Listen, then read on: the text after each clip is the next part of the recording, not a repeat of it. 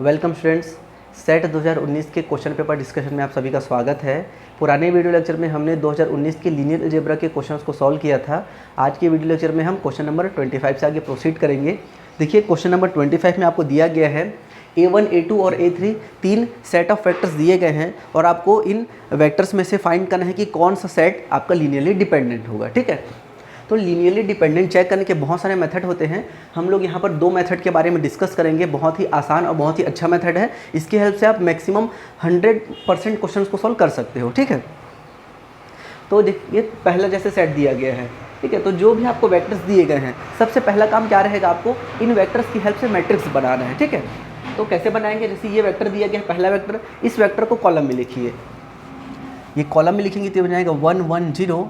Second vector को second column में लिखिए और थर्ड वेक्टर को थर्ड कॉलम में। देखिए, ये ज़रूरी नहीं है कि आप पहले वेक्टर को पहले कॉलम में लिखोगे, दूसरे को दूसरे में लिखोगे, उसको आगे पीछे करके भी लिखा जा सकता है। बट करना क्या है, वेक्टर जैसे इस प्रकार से दिए गए हैं तो हमेशा उसको कॉलम में रखना है। ठीक है, अब कॉलम में रखने के बाद जो आपको मैट्रिक्स मिला, अगर ये मैट्रिक्स स्क्वायर मैट्रिक्स मिल गया, ठीक है, अगर ये मैट्रिक्स स्क्वायर मिल गया, तब आप क्या करिए, इसका डिटरमिनेंट फाइंड कर लीजिए।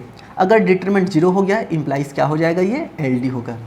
ठीक है, मैंने क्या बोला, आपको जो वेक्टर्स दिए गए हैं उसकी हेल्प से आपको मैट्रिक्स बनाना है। इस मैट्रिक्स का अगर डिटरमिनेंट 0 आ गया, इसका मतलब क्या है, ये सेट ऑफ वेक्टर्स LD है। और अगर डिटरमिनेंट नॉन 0 आ गया, इसका मतलब क्या है, set of vectors linearly independent है। बस, तो यहाँ पर देखिए डिटरमिनेंट फाइंड करते हैं, तो ये हो जाएगा हमारे पास 1 -2 + 1, ये सेकंड टर्म 0 हो जाएगा, और थर्ड हो जाएगा 1 1 - 0। दैट मीन्स ये हो गया -1 + 1 = 0। तो A1 जो आपका सेट ऑफ वेक्टर्स था, इसकी हेल्प से जो मैट्रिक्स बना है उसका डिटरमिनेंट 0 आ गया, इसलिए ये फर्स्ट सेट क्या हो जाएगा, आपका लीनियरली डिपेंडेंट हो जाएगा। ठीक है, तो ये तो कॉन्सेप्ट हो गया आपका डिटरमिनेंट के थ्रू। ठीक है, अब इसमें भी एक चीज़ आपको ध्यान रखना है, जैसे आपने जो मैट्रिक्स बनाया है, अगर वो स्क्वायर मैट्रिक्स बन गया तभी तो आप इसका डिटरमिनेंट फाइंड कर पाओगे। अगर ये नॉन स्क्वायर बनता तब इसका डिटरमिनेंट हम फाइंड नहीं कर सकते थे ना। अगर नॉन स्क्वायर बनता तो नहीं फाइंड कर सकते थे। यहाँ पर 3x3 का बना था तो आपने आसानी से निकाल लिया। अगर ये 4x4 का बनता, या 5x5 का, या 6x6 का बनेगा, तो भी आप डिटरमिनेंट फाइंड नहीं कर सकते, बहुत मुश्किल हो जाएगा। तो ये जो मेथड है डिटरमिनेंट वाला, वो जनरली आपका 2 ऑर्डर और 3 ऑर्डर के मैट्रिक्स के लिए ही इजी पड़ता है। इसके अगर ज़्यादा ऑर्डर का अगर मैट्रिक्स बन रहा है या फिर नॉन स्क्वायर मैट्रिक्स बन रहा है, तब हम वहाँ पर एशेलॉन मेथड से इसको फाइंड करेंगे। ठीक है, देखिए, एशेलॉन मेथड जो होता है बहुत ही इंपॉर्टेंट मेथड है। एशेलॉन की हेल्प से आप सिस्टम ऑफ लीनियर इक्वेशन को सॉल्व कर सकते हो, मैट्रिक्स का रैंक, नलिटी, डायमेंशन, बहुत सारी चीज़ें फाइंड कर सकते हो। तो मैं आपको यही बोलूँगा कि आप एशेलॉन फॉर्म ऑफ मैट्रिक्स को बहुत अच्छे से पढ़िए, बहुत सारी चीज़ें आपको वहीं से क्लियर हो जाएगा। ठीक है, चलिए सेकेंड वाला मेथड देखते हैं। सेकेंड मेथड में भी आपको यही करना है, जो आपके पास एलिमेंट्स दिए गए हैं सेट में, उनको आपको कॉलम्स में लिखना है। ठीक है, ये आपका 1 1 0 0 1 1। अब आपको करना क्या है, इस मैट्रिक्स को एशेलॉन फॉर्म में चेंज करना है। एशेलॉन फॉर्म में चेंज करके मतलब इसको पीवट फाइंड करना है। ठीक है, अगर इसके पास जो पीवट है वो नंबर ऑफ कॉलम्स के बराबर आ गया, मतलब सेट क्या है, लीनियरली इंडिपेंडेंट है। मैं क्या बोल रहा हूँ, ध्यान से सुनना। अगर नंबर ऑफ पीवट जो है, number of pivot = number of column आ गया, तो आपका ये क्या हो जाएगा, लीनियरली इंडिपेंडेंट हो जाएगा। ठीक है, और अगर नंबर ऑफ पीवट जो है वो कॉलम से कम आ गया, इसका मतलब क्या है, वो लीनियरली डिपेंडेंट हो जाएगा। ठीक है, ध्यान से समझना। थोड़ा सा इसमें एक स्टेटमेंट हम लोग बस यूज़ कर रहे हैं। नंबर ऑफ पीवट जो आएगा, आप जानते हैं हम पीवट कैसे निकालते हैं। अगर आपको पीवट फाइंड करने में प्रॉब्लम होता है तो आप मेरे BSc फर्स्ट ईयर के वीडियो लेक्चर्स देख सकते हैं। वहाँ पर मैंने बहुत अच्छे तरीके से बताया है कि किस प्रकार से आप पीवट फाइंड करेंगे।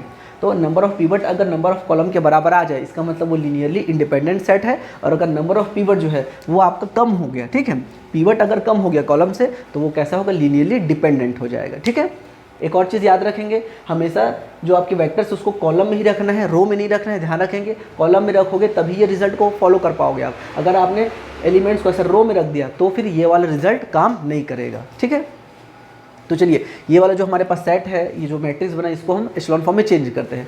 तो अगर मैं यहाँ पर रिजल्ट यूज़ करूँ, R1 इंटरचेंजेस टू R2, ठीक है, पहले रो को दूसरे रो के साथ इंटरचेंज करते हैं, तो मेरे को क्या मिलेगा, ये हो जाएगा 1 1 1 0 1 0 0 0 1। अब इसको ध्यान से देखेंगे, ये आपका पहला पीवट है, नीचे में सारी एंट्री 0 है। ये दूसरा पीवट, नीचे में सारी एंट्री 0, और ये तीसरा पीवट मिल गया आपको। इसका मतलब क्या हुआ, नंबर ऑफ पीवट कितने हैं, 3 मिले हैं। और इस मैट्रिक्स में नंबर ऑफ कॉलम कितना था, 1 2 और 3 था। ठीक है, तो number of pivot = number of columns. That means ये जो सेट है, सेट ऑफ वेक्टर, ये कैसा होगा, ये आपका लीनियरली इंडिपेंडेंट होगा। क्लियर है, और ये आपका कैसा था, लीनियरली डिपेंडेंट था। क्लियर है ये चीज़? कोई बहुत बड़ा चीज़ नहीं है, बहुत ही आसान है, बस आपको एशेलॉन फॉर्म में चेंज करने आना चाहिए। पीवट कैसे निकालते हैं, और यहाँ से आप बनाओगे तो आपका स्क्वायर मैट्रिक्स हो, नॉन स्क्वायर हो, किसी भी प्रकार का हो, आप इसको इजीली बना सकते हैं। ठीक है, चलिए अब ये थर्ड वाला को आप कोशिश करिए अपने से बनाने का। ठीक है, नहीं बनेगा तो आप ये वीडियो लेक्चर को आगे देखिए, नहीं तो इसको आप इजीली अपने से बना सकते हो। देखिए इसको कॉलम में लिखेंगे 1 1 0, ये हो जाएगा 2 1 0 और ये 1 1 0। ठीक है, ये आ गया। अब देखिए इसको फिर से हम एशेलॉन में चेंज करते हैं, तो हम लोग R2 में R2 माइनस R1 कर देते हैं, तो ये आपके पास हो जाएगा 1 2 1 0 -1 0 0 0 0। अब इस मैट्रिक्स को आप देखोगे तो ये पीवट नीचे में सारी एंट्री 0, ये वाला आपका पीवट नीचे में सारी एंट्री 0 और ये वाला एंट्री 0 हो गया, मतलब ये पीवट नहीं बना। इसलिए इस मैट्रिक्स में टोटल नंबर ऑफ पीवट कितने हैं, 2 आ गया, और इसके पास नंबर ऑफ कॉलम्स कितने थे, 1 2 और 3 कॉलम है। मतलब आपके पास क्या हुआ, पीवट जो है वो कॉलम से कम हो गया। और कभी भी नंबर ऑफ पीवट अगर कॉलम से कम हो जाए मतलब क्या होता है, सेट आपका लीनियरली डिपेंडेंट होता है, तो ये भी आपका लीनियरली डिपेंडेंट होगा। इसका मतलब क्या हुआ, आपका A1 और A3 जो सेट ऑफ वेक्टर्स है वो लीनियरली डिपेंडेंट होगा। सो आपका करेक्ट ऑप्शन हो जाएगा ऑप्शन नंबर बी। क्लियर है? अगर आपको कोई भी नया चीज़ पता चलता है तो उसको जरूर आप नोट डाउन करके देखिए, और इससे संबंधित 2-4 क्वेश्चन जरूर प्रैक्टिस कर लीजिए। इससे आपका कोई सा भी जो कॉन्सेप्ट आप पढ़ते हो वो अच्छे से क्लियर हो जाता है। चलिए इसी क्वेश्चन को थोड़ा सा एक्सटेंड करते हैं। देखिए मान लीजिए आपको क्वेश्चन दिया गया है, यहाँ पर आपके पास क्वेश्चन में जो हमारा क्वेश्चन था उसमें मैंने थोड़े से वेक्टर्स ऐड कर दिए। जैसे A3 था उसमें यहाँ पर 2 वेक्टर ऐड कर दिया है और A2 में 1 वेक्टर यहाँ पर ऐड कर दिया। ठीक है, तो ये आपके पास अगर सेट दिया गया है और पूछा जाए कि लीनियरली डिपेंडेंट और इंडिपेंडेंट चेक करिए, तो यहाँ पर आपको क्या ध्यान रखना है। देखिए जैसे कि आपके पास जो वेक्टर स्पेस दिया गया है, ये जो सारे वेक्टर्स हैं वो कहाँ के एलिमेंट्स हैं, R3 के एलिमेंट है, क्लियरली पता चल रही है। ठीक है, ये आपके देखिए 3 टपल है, मतलब R3 का एलिमेंट होगा। और R3 का जो डायमेंशन होता है, R3 का जो डायमेंशन होता है वो कितना होता है आपका, 3 होता है। तो एक चीज़ आप हमेशा याद रखेंगे कि जो भी आपको सेट ऑफ वेक्टर्स दिया गया है, अगर उस सेट में 3 से ज़्यादा एलिमेंट्स अगर होंगे तो वो डेफिनेटली एलडी होगा। ये जो रिजल्ट है वो हमने 2018 के लीनियर अलजेब्रा के क्वेश्चन पेपर डिस्कशन में भी मैंने उस चीज़ को बताया था। तो इस चीज़ को याद रखेंगे, अगर आपके पास जो वेक्टर का स्ट्रक्चर है उसके डायमेंशन से ज़्यादा आपके पास अगर सेट ऑफ वेक्टर्स दिए गए हैं तो आपको कुछ चीज़ चेक करने की भी जरूरत नहीं, सीधा आप उसको बोल सकते हो लीनियरली डिपेंडेंट। जैसे कि ये आपके पास जो वेक्टर्स हैं वो R3 के हैं, और जो हमारे पास A3 जो सेट है उसमें 1 2 3 4 और 5 एलिमेंट्स है, तो डेफिनेटली जो नंबर ऑफ एलिमेंट्स है वो डायमेंशन से ज़्यादा हो गया। इसका मतलब ये जो सेट है वो डेफिनेटली लीनियरली डिपेंडेंट ही होगा। ठीक है, इस चीज़ को याद रखेंगे। वैसे ही A2 में देखिए 1 2 3 4 एलिमेंट्स है, तो ये भी लीनियरली डिपेंडेंट होगा। ठीक है, और A1 अब देखिए अगर मान लो आपके पास सेट ऑफ जो डायमेंशन है, डायमेंशन जो है वो सेट ऑफ वेक्टर्स से कम हो जाए, मान लो सॉरी ज़्यादा हो जाए, जैसे अगर ये देता, ये अगर आपके पास रहता, ठीक है, अब हमारे पास डायमेंशन कितना है, 3 है, और सेट ऑफ वेक्टर्स कितने हैं, 2 हो गए।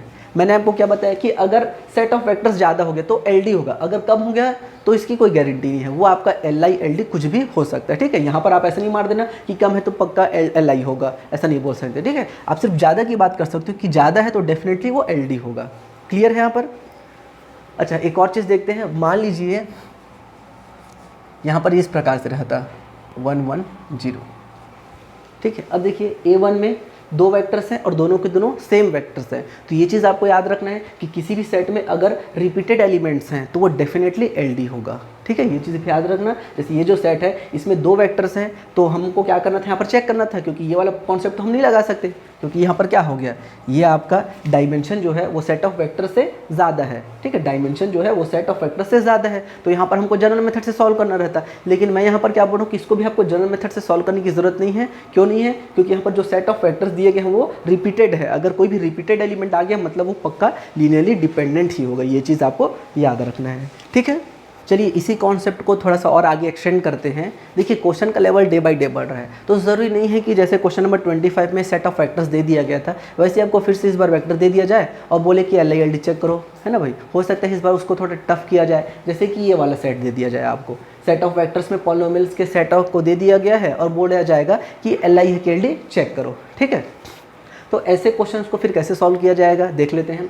जैसे सबसे पहले आपको क्या चेक करना है कि जो सेट ऑफ वेक्टर्स दिए गए हैं वो कौन से पॉलिनोमियल में बिलोंग करेगा। मतलब जैसे कि ये आपके पास 2 डिग्री का पॉलिनोमियल है, ये भी 2 डिग्री का है, ये भी 2 डिग्री का है, हायर पावर कितना है 2 डिग्री है। तो इसका मतलब क्या है, ये जो पॉलिनोमियल है वो किस में बिलोंग करेगा आपका, ये बिलोंग करेगा P2x में बिलोंग करेगा, है ना भाई। P2x का मतलब क्या होता है, P P2x का मतलब क्या होता है आपका 2 डिग्री तक के पॉलिनोमियल आपको लेने हैं, ठीक है। तो यहाँ पर आपको जो सेट दिया गया है उसमें 2 डिग्री तक के पॉलिनोमियल्स दिए गए हैं। अब इस वेक्टर स्पेस का डायमेंशन क्या होता है P2x का, आप जानते हो Pnx का क्या होता है, हमेशा n+1 होता है। तो इसका कितना हो जाएगा 2 + 1 दैट मीन्स 3 हो जाएगा, ठीक है।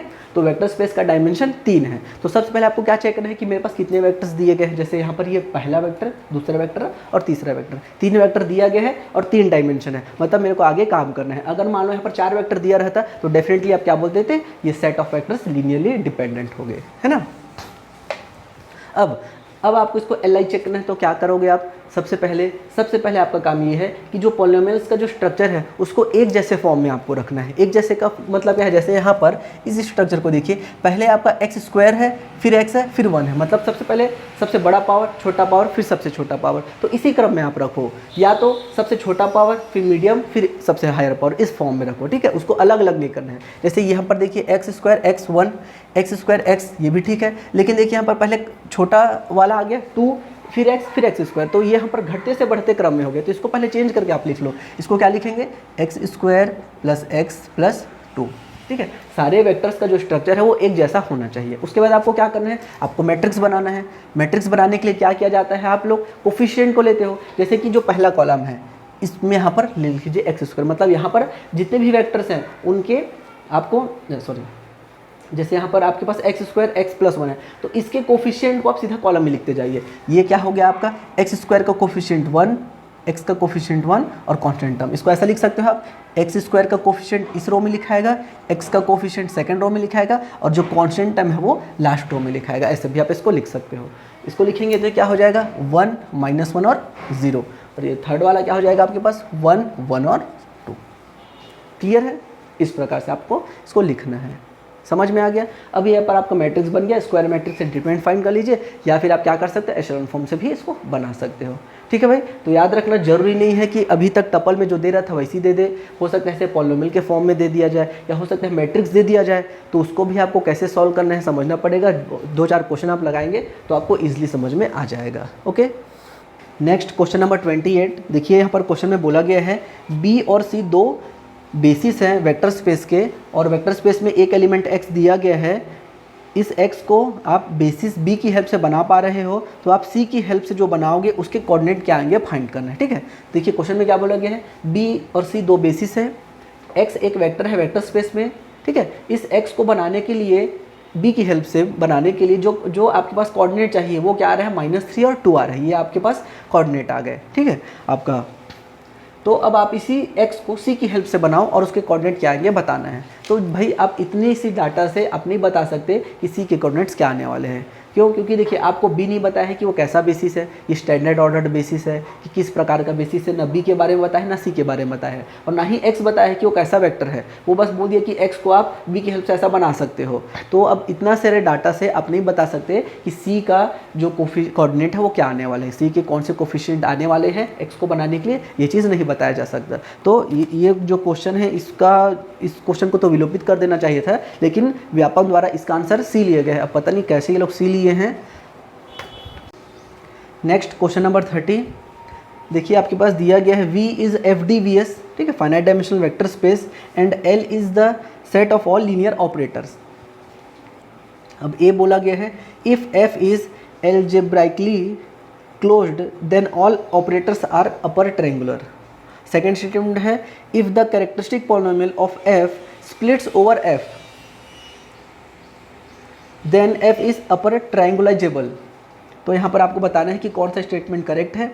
तो ये आपका रिजल्ट होता है। बहुत ही देखिए ये जो रिजल्ट है वो जनरली आपको किसी नॉर्मल बुक में मिलेगा नहीं, ठीक है। ये आपका स्टैंडर्ड बुक में या फिर आपका कोई स्टडी मटेरियल नोट्स सब उसी में मिलेगा। तो ये थोड़ा टफ क्वेश्चन है। ये जो है आपका यहाँ पर आपका स्टेटमेंट ए और आर दोनों ही करेक्ट है, और जो आपका ए है वो आर को फॉलो करता है, ठीक है। तो ये आपके पास ऑप्शन नंबर डी इसका करेक्ट होगा। थोड़ा सा ये टफ क्वेश्चन था। तो देखिए लीनियर अलजेब्रा में ऐसा तो नहीं है कि आप हर क्वेश्चन को बना लोगे, कुछ क्वेश्चन विलोपित हो सकते हैं। जैसे इसे ये पहले वाला क्वेश्चन हमारा 28 नंबर का विलोपित हो गया। ये 30वां जो क्वेश्चन है वो थोड़ा टफ क्वेश्चन आ गया। तो देखिए जो मैंने आपको बताया है कि 30 क्वेश्चन आपके पास आने वाले हैं, तो 30 में से समझिए 3 क्वेश्चन तो आपका या तो विलोपित हो जाएगा या तो आपका थोड़ा टफ रहने वाला है, तो नहीं बनेगा। तो आप समझिए कि 27 क्वेश्चन ही आपके पास है। तो 27 क्वेश्चन में आपको इतना प्रिपरेशन करना है कि वो सारे क्वेश्चन आपके से छूटे मत, हमेशा बन ही जाए, इतना आपको प्रिपरेशन रखना है, ठीक है। Question number 31 inner product space का बहुत ही आसान सा क्वेश्चन है। देखिए बोला गया है which of the following represent स्वार्ज inequality. 4 option दिए गए हैं और आपको बताना है कि इन चारों ऑप्शन में से कौन सा स्वार्ज इनइक्वालिटी को रिप्रेजेंट करता है। तो आप जानते हैं स्वार्ज इनइक्वालिटी क्या होता है, inner product of x and y का जो मॉड है वो ऑलवेज लेस और इक्वल होता है norm of x into norm of y, ठीक है। ये आपको होता है स्वार्ज इनइक्वालिटी। इसी को क्या बोला जाता है, कॉची स्वार्ज इनइक्वालिटी भी कहा जाता है। अब आप ऑप्शन को देखोगे तो कोई सा भी ऑप्शन यहाँ पर मैच नहीं करेगा, इसलिए व्यापन द्वारा इसको भी विलोपित कर दिया गया है, ठीक है।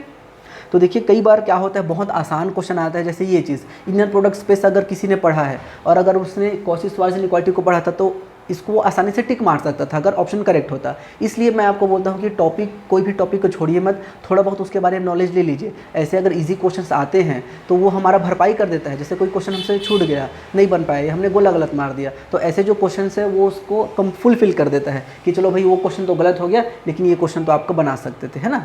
और जब ऐसे क्वेश्चन आपका विलोपित हो जाता है तो थोड़ा दुख होता है कि भाई हम तो इतना अच्छे से पढ़ के आए थे। इसलिए मैं आपको बोल रहा हूँ कि 30 में से 30 क्वेश्चन आपका सही नहीं हो सकता, कुछ क्वेश्चन विलोपित हो जाएगा, कुछ क्वेश्चन इतना टफ आएगा कि आप बना नहीं पाओगे। तो आपका जो टारगेट 30 क्वेश्चन का है वो कहीं ना कहीं 25 से 27 क्वेश्चन पे आके रुकने वाला है, ठीक है। तो आप यही समझिए कि सारे जो 30 क्वेश्चन है वो नहीं बनेंगे, लेकिन आपको 25 से 27 क्वेश्चन तो डेफिनेटली सही करना है, ठीक है। Next question number 35 linear transformation और मैट्रिक्स रिप्रेजेंटेशन का बहुत ही अच्छा और लॉजिकल क्वेश्चन है, ठीक है। और एक और चीज़ मैं यहाँ पर एक चीज़ जोड़ना चाहता हूँ कि अगर किसी भी क्वेश्चन में बहुत सारी इन्फॉर्मेशन आपको दिया है ना, तो समझ जाना कि या तो बहुत टफ है वो क्वेश्चन, या तो आपको ज़बरदस्ती का कन्फ्यूज करने के लिए दिया गया है इन्फॉर्मेशन, ठीक है। तो जैसे ये वाला क्वेश्चन था, अब इसको पहले हम लोग जो इन्फॉर्मेशन दिया उसकी हेल्प से बनाने का कोशिश करते हैं। जैसे T1 जो है वो R² से R² में दिया गया है, ये वाला आपके पास ट्रांसफॉर्मेशन दिया है। T2 आपके पास V से W में है और ये आपके पास ट्रांसफॉर्मेशन है। अब आपको यहाँ पर मैट्रिक्स रिप्रेजेंटेशन और रैंक फाइंड करना है, ठीक है, इंडिविजुअली। तो चलिए पहले T1 का हम लोग मैट्रिक्स रिप्रेजेंटेशन फाइंड करते हैं। तो T1 का जो मैट्रिक्स रिप्रेजेंटेशन होगा वो कितने ऑर्डर का मिलने वाला है, हम जानते हैं क्या होता है, कोडोमेन इनटू डोमेन। तो ये क्या हो जाएगा 2x2, क्लियर है। अब मैंने आपको क्या बताया था कि कभी भी ट्रांसफॉर्मेशन दिया जाए और इस प्रकार से वो स्ट्रक्चर के फॉर्म में है, बिना बेसिस के ना, ये बेसिस नहीं है यहाँ पर सिर्फ उसमें स्ट्रक्चर दे दिया है। तो स्ट्रक्चर दिया तो उसको आप कैसे सॉल्व करोगे, पहले वाले जो एलिमेंट्स हैं उसको पहले रो में लिख दो, उसके कोफिशिएंट को 1 और 1, और दूसरे जो वेक्टर है उसके कोफिशिएंट को दूसरे रो में लिख दो 4 और 5। और ये चीज़ ध्यान रखना है आपको कि x1 x2 है तो यहाँ पर x1 और x2 के फॉर्म ही ये होना चाहिए। ऐसा x2 x1 होता है तो उसको पलटना पड़ता हमको, ठीक है। तो ये इसके कोफिशिएंट पहले रो में, दूसरे के कोफिशिएंट दूसरे रो में, तो ये आ गया आपके पास मैट्रिक्स रिप्रेजेंटेशन। दूसरा देखिए, दूसरा वाला जो आपके पास मैट्रिक्स ट्रांसफॉर्मेशन दिया गया है, इसमें बोला गया है बी और सी, बी क्यों क्या बोला गया, वो बेसिस है बोला है ना, बी और सी जो है वो बेसिस है। तो यहाँ पर जब आपको बेसिस दे देता है और इसके रिस्पेक्ट में जब आपको बोला जाता है कि मैट्रिक्स बनाओ, तो क्या करना रहता है, जो बेसिस के कोफिशिएंट है जैसे B1 और B2 उसको कॉलम में लिखा जाता है।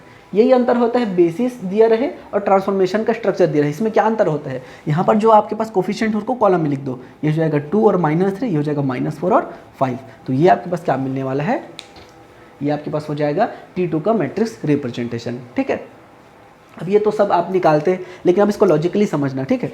ये जो आपका T1 बनने वाला है वो 2x2 का मैट्रिक्स है, T2 जो है वो भी 2x2 का मैट्रिक्स है। तो ये जो लीनियर ट्रांसफॉर्मेशन आ रहा है उसका रैंक कितना आ सकता है, ज़्यादा से ज़्यादा 2 आएगा, क्योंकि 2x2 का मैट्रिक्स है तो रैंक 2 आएगा, या तो 2 से कम आएगा। अब आप ऑप्शन को देखो क्या है ऑप्शन में देखिए यहाँ पर आपके पास दिया गया है, रैंक में देखेंगे तो ऑप्शन में दिया है 2 और 3।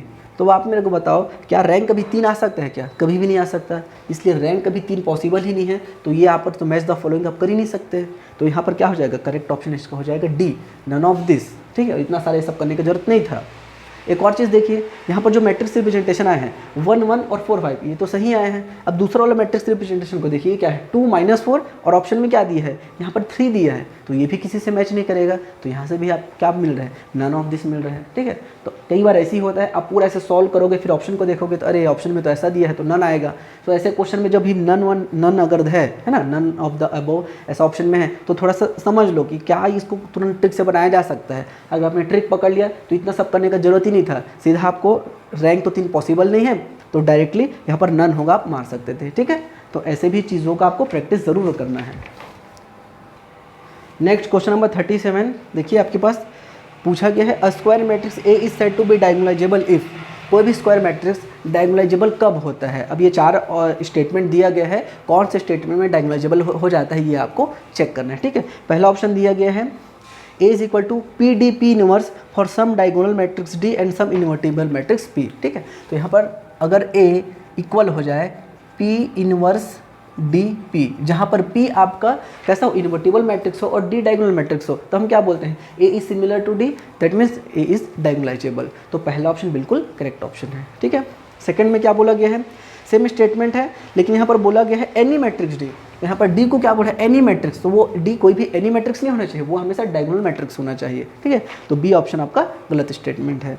सी देखिए A is similar to diagonal matrix, तो A आपका सिमिलर हो जाएगा अगर डायगोनल मैट्रिक्स है, तो इसी को तो आप लिखते हो A is equal to P inverse D P, यही तो आपका डायगोनलाइजेबिलिटी का रिजल्ट होता है। तो आपका सी ऑप्शन भी करेक्ट ऑप्शन है और डी है आपका नन ऑफ द अबव। तो 37 नंबर क्वेश्चन में 2 ऑप्शन करेक्ट थे, इसलिए व्यापक द्वारा इसको भी विलोपित कर दिया गया था, ठीक है। लेकिन अगर आपको इसको टिक मारना है तो आप ए या फिर से किसी को भी टिक मार सकते हो, ठीक है। और आप ज़्यादा है तो आप ए को मार के आना है, ठीक है। क्यों आप ए को मार के, क्योंकि ए में एकदम स्पष्ट वो बोल दिया है, पूरा स्टेटमेंट जो होता है उसी को लिख दिया है, तो यहाँ पर ए ज़्यादा अप्रोप्रिएट हो सकता है, इसलिए आप ए को मार के आ जाइए, है ना। छोड़ना मत, ऐसे ऑप्शन को अगर आप छोड़ दोगे, पता चला व्यापम बोल दिया ए या सी, किसी को भी जो टिक मारा है उसका सही हो गया, तो यहाँ पर आपका लॉस हो जाएगा। इसलिए अगर आपको लग रहा है ए और सी दोनों करेक्ट है तो किसी भी एक सही ऑप्शन को टिक मार के जरूर आइए, ठीक है।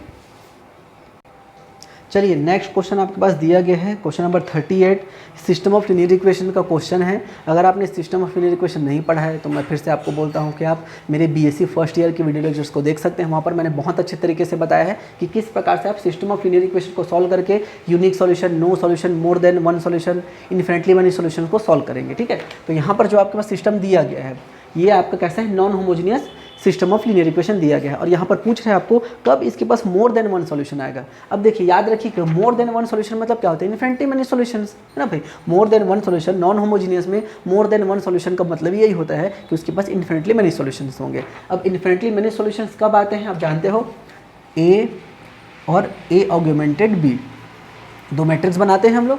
अगर रैंक ऑफ ए जो है वो आपका इक्वल आ जाए rank of A augmented B के और वो लेस देन हो जाए नंबर ऑफ कॉलम से, तब यहाँ पर आपके पास इन्फिनिटली मेनी सॉल्यूशंस आते हैं, ये आपके पास रिजल्ट होता है। तो चलिए हम लोग इसको सॉल्व करते हैं। तो यहाँ पर मैट्रिक्स आप बनाओगे तो ये हो जाएगा 1 1 लैम्डा, ये आपके पास 2, इसके कोफिशिएंट को 3 4 2 लैम्डा और 2 3 -1 और ये हो जाएगा 1, ठीक है। ये आपके पास दिया गया है। अब इसको यहाँ पर आप देखिए एशलॉन फॉर्म में चेंज करिए तो हो जाएगा 1 1 लैम्डा 2, 3 का गुणा करके आप घटा दीजिए, 0 हो जाएगा, 1 हो जाएगा और 2 -3 लैम्डा और ये हो जाएगा लैम्डा -6, क्लियर है। 2 का गुणा करके इसमें घटा दीजिए तो ये हो जाएगा 0 1 -1 -2 लैम्डा और ये हो जाएगा 0, सॉरी -3, क्लियर है यहाँ तक। अब लास्ट क्या करेंगे, सेकेंड रो को थर्ड रो में घटा दीजिए तो ये हो जाएगा आपके पास 1 1 लैम्डा और ये आपके पास 2, ये आपके पास है 0 1 2 -3 लैम्डा लैम्डा -6 और ये है जो आपके पास हो जाएगा 0 0। इसको जब आप इसमें घटाओगे तो कितना मिलेगा आपको, -3 -5 लैम्डा, सॉरी -3 और प्लस लैम्डा हो जाएगा ये।